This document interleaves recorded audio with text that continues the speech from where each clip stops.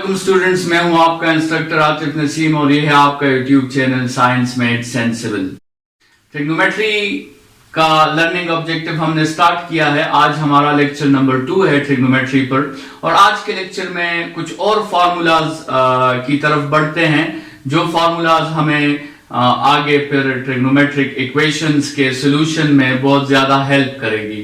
तो स्टूडेंट्स, हमने एक राइट एंगल ट्राइंगल जो है वो कंसिडर किया हुआ है जिसका मेजरिंग एंगल जो है, जो एंगल अंडर कंसिडरेशन है, जो एंगल अंडर स्टडी है, उस एंगल को हमने थीटा का नाम दिया है। और थीटा के मुताबिक आपके साथ ये साइड ए जो है ये बेस हो गया, साइड बी आपके साथ परपेंडिकुलर हो गया और साइड सी आपके साथ हाइपोटेन्यूज हो गया।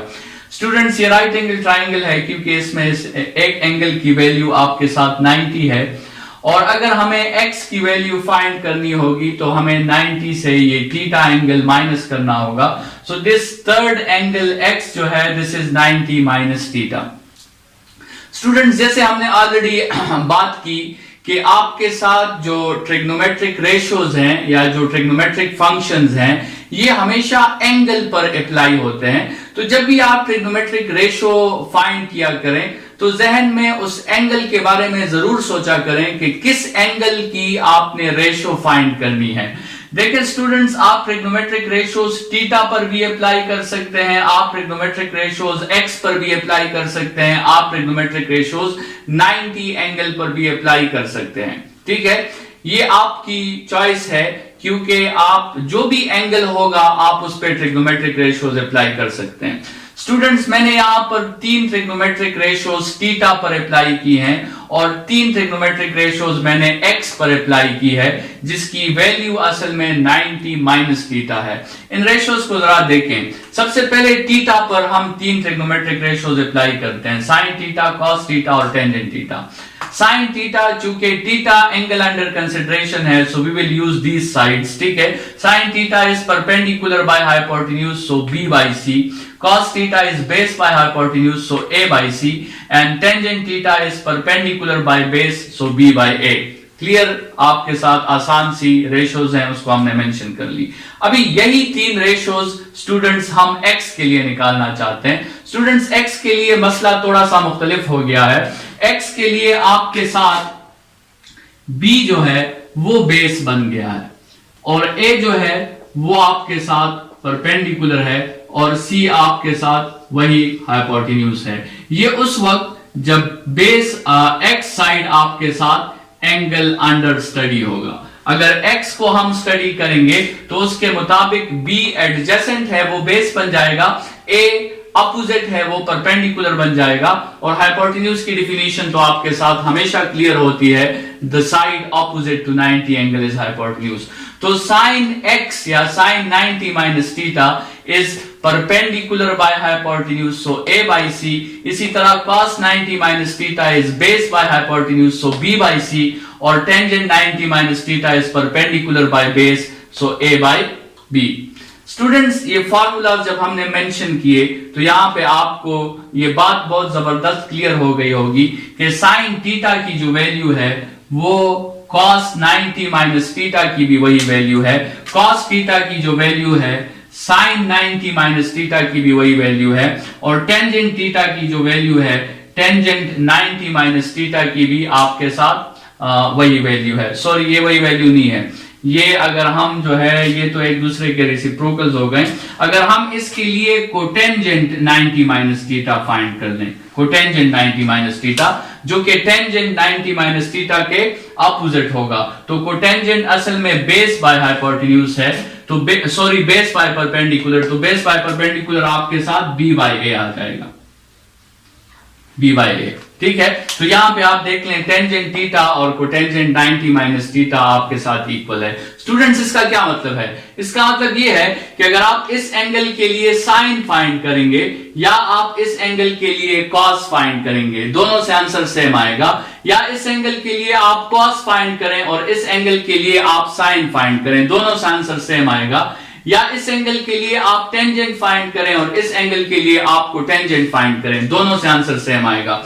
स्टूडेंट्स, याद रखें ऐसे दो एंगल्स जिनका सम 90 के इक्वल हो, उनमें से एक एंगल के लिए आप साइन फाइंड करें और दूसरे एंगल के लिए आप कॉस फाइंड करें, रिजल्ट आपका हमेशा सेम आता है। साइन 30 और कॉस 60, इसका रिजल्ट हमेशा सेम होगा। साइन 1 और कॉस 89, इसका रिजल्ट हमेशा सेम होगा। टेंजेंट 50 और कोटेंजेंट 40, इसका रिजल्ट हमेशा सेम होगा। इन फॉर्मूलाज को स्टूडेंट्स हम कंप्लीमेंट्री रिलेशंस या कंप्लीमेंट्री रेशियोज कहते हैं। कंप्लीमेंट्री वर्ड 90 के लिए यूज होता है। ऐसे दो एंगल्स जिनका सम 90 के इक्वल हो, उन एंगल्स को हम कंप्लीमेंट्री एंगल्स कहते हैं। और यहां पर थीटा और एक्स जो है, they are complementary angles. So ये formulas, these are called complementary ratios और कंप्लीमेंट्री रिलेशंस। स्टूडेंट्स, सबसे इंपॉर्टेंट स्टेटमेंट जो किसी राइट एंगल के बारे में है, that is Pythagoras theorem, that hypotenuse square is equal to base square plus perpendicular square और c square is equal to a square plus b square। Students, अगर इस इक्वेशन को मैं दोनों साइड्स पर c square पे डिवाइड कर दूं तो आपके साथ 1 is equal to a by c whole square plus b by c whole square। Students, इस a by c को आप देखें तो a by c की वैल्यू cos थीटा है और b by c की वैल्यू sin थीटा है। तो अगर हम ये वैल्यूज यहां पे पुट कर दें तो cos square theta plus sin square theta is equal to 1, आपके साथ एक फॉर्मूला आ गया। स्टूडेंट्स, अगर इसी पाइथागोरस थ्योरम को मैं c स्क्वायर के बजाय b स्क्वायर पे डिवाइड करूं तो आपके साथ b by C whole square is equal to a by B whole square plus B square by B square से आपके साथ 1 आ जाएगा। तो आपके साथ ये एक दूसरी स्टेटमेंट आ जाएगी। इसमें आप देखें c बाई बी तो हमारे साथ इस डेटा में मौजूद नहीं है, लेकिन b बाई सी मौजूद है।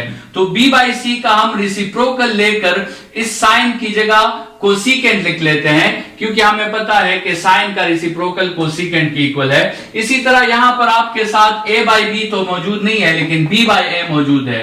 तो b बाई ए का आप रेसिप्रोकल ले लें और इसकी जगह आप कोटेंजेंट मेंशन कर दें, तो ये आपके साथ एक दूसरा फॉर्मूला आ जाएगा। Cotangent square is equal to cosecant square is equal to cotangent square plus 1।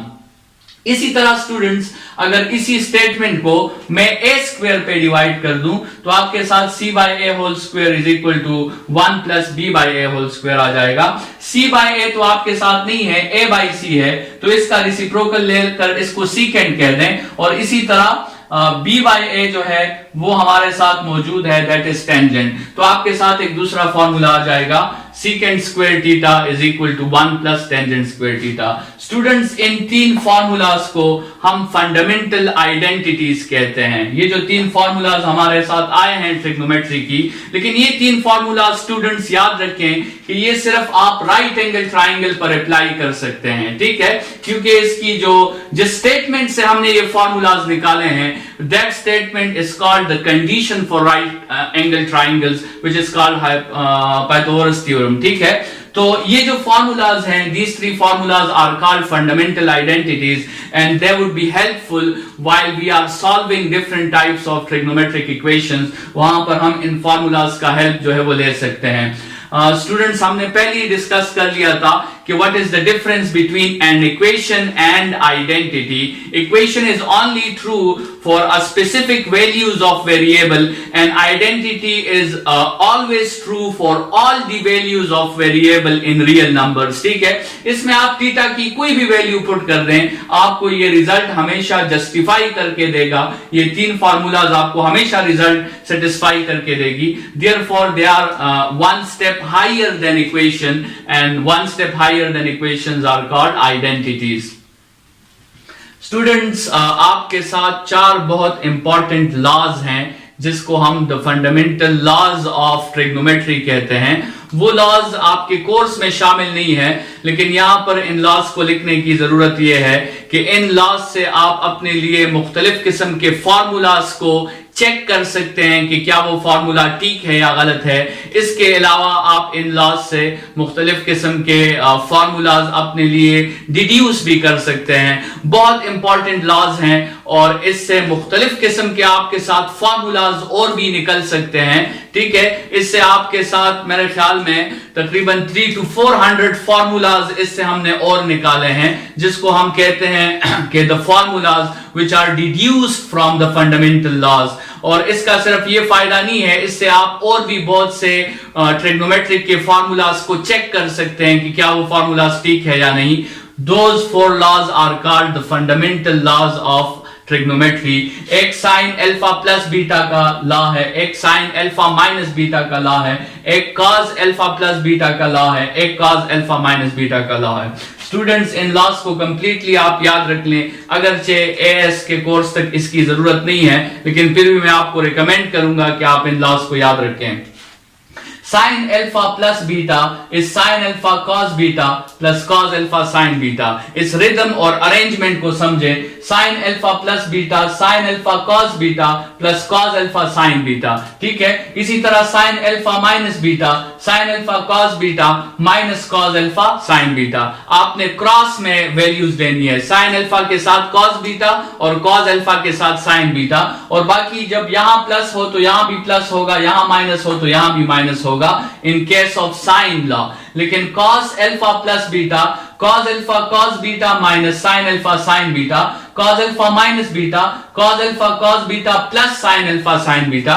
यहां भी इस रिदम को आप समझें। एक तो अगर कॉस के फार्मूला में प्लस होगा तो उसके एक्सपेंशन में माइनस होगा, और उसमें आपने क्रॉस में नहीं लेने, बल्कि आपने कॉस अल्फा कॉस बीटा और साइन अल्फा साइन बीटा लेना है। यहां पे भी कॉस अल्फा कॉस बीटा और साइन अल्फा साइन बीटा, लेकिन प्लस को कॉस जो है प्लस को माइनस में और माइनस को प्लस में कन्वर्ट कर देता है। साइन का वही साइन आता है, प्लस है तो प्लस, माइनस है तो माइनस। इन रूल्स के मुताबिक, इन ट्रिक्स के मुताबिक आप इन फार्मूलाज को हमेशा याद रखें। स्टूडेंट्स, जैसे हमने कहा कि इस फार्मूला के बहुत से फायदे हैं, एक फायदा यहां पे हम डिस्कस कर लेते हैं। स्टूडेंट्स, इस फार्मूला के थ्रू हम देखना चाहते हैं कि क्या ये फार्मूला जो हमने लिखा है ये करेक्ट फार्मूला हमने लिखा है या नहीं, इसमें कोई गलती हुई है। तो हम इस तरह करते हैं, हमें यहां पे पता लग गया कि ये formula cos angle minus angle है, तो यहां से कॉस एंगल माइनस एंगल का फार्मूला आप उठा लें, और ये वाला है cos angle minus angle cos alpha minus beta. ये फार्मूला आप लिख लें, लेकिन आप इस फार्मूला में अल्फा की जगह 90 पुट करें और बीटा की जगह आप इसमें थीटा पुट करें। तो अल्फा की जगह आप 90 और बीटा की जगह थीटा, जहां भी आपको अल्फा नजर आ रहा है आप 90 पुट कर दें, जहां भी आपको बीटा नजर आ रहा है उसकी जगह आप थीटा पुट कर दें। तो cos 90 minus theta is cos 90 cos theta plus sin 90 sin theta. Students, आपको पता है कि cos 90 0 के इक्वल होता है, तो ये पूरा फैक्टर आपके साथ 0 हो जाएगा। और आपको पता है कि sin 90 1 के इक्वल होता है, तो आपके साथ 0 प्लस 1 इंटू साइन थीटा और 1 इंटू साइन थीटा से आपके साथ sin थीटा आता है। So this means cos 90 minus theta is equal to sin theta. ये आइडेंटिटी हमने इससे फंडामेंटल जो रेशो था हमने इसे निकाल लिया। इसके अलावा इससे आप और भी बहुत से फार्मूलाज को प्रूव कर सकते हैं और भी बहुत से फार्मूलाज को आप डिड्यूस कर सकते हैं। इसलिए स्टूडेंट्स, मैं आपको रिकमेंड करता हूं कि ये 4 इक्वेशंस आपके कोर्स में शामिल तो नहीं है, लेकिन इसे आप जरूर स्टडी करें और इसे याद रखें। ये काफी हेल्प करेगी आपको ट्रिग्नोमेट्री के सॉल्यूशन के वक्त। और A2 में तो फिर ये इक्वेशंस मौजूद है, फिर वहां पे तो आपने इसे यूज करना ही करना है। स्टूडेंट्स, इस लेक्चर के लिए इतना ही। अगले लेक्चर में इसी प्रोसेस को कंटिन्यू करेंगे। Thank you students.